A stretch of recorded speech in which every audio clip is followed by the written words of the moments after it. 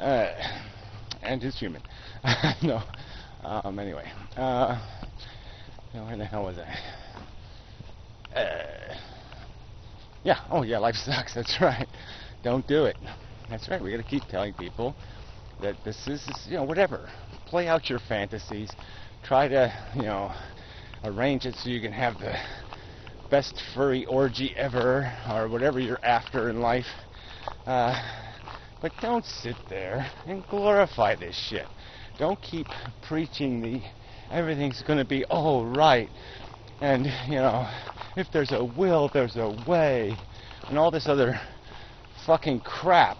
Because it sits there, it floats out into the world, and it falls into the brain of one of these, 80 IQ people.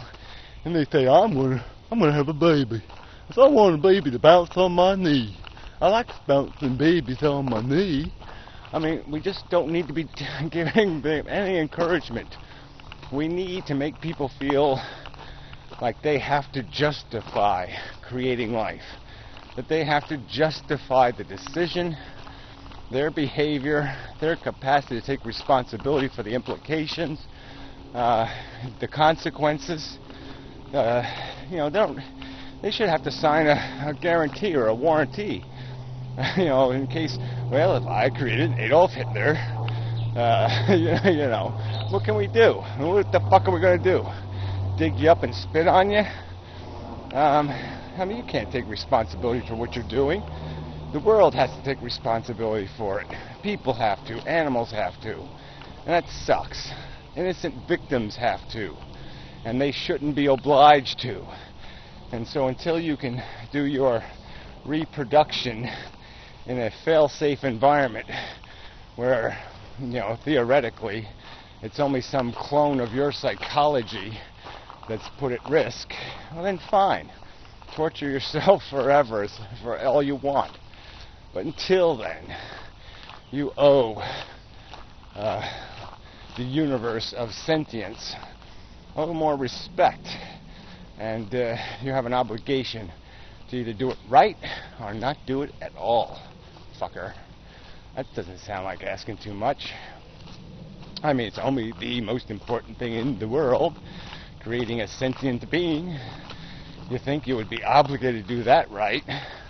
I mean, it's not like putting up a shelf unit in the house and we've got a few extra screws left over or something.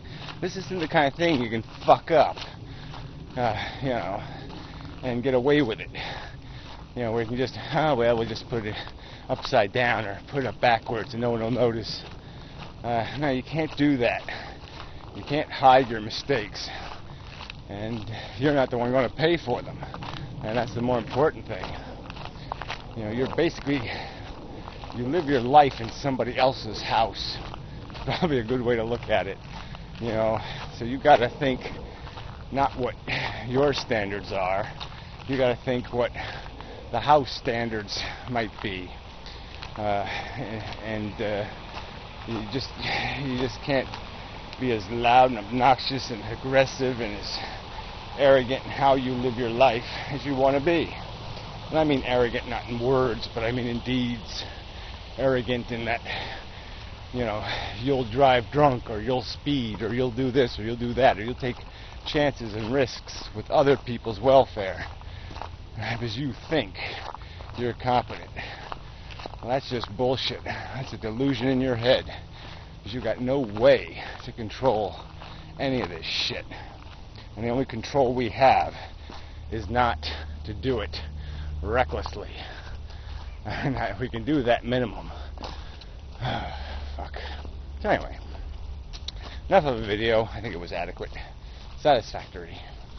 Yeah. Good enough. I think it was good enough. Yeah, that's what I'll say. It was good enough. Sun finally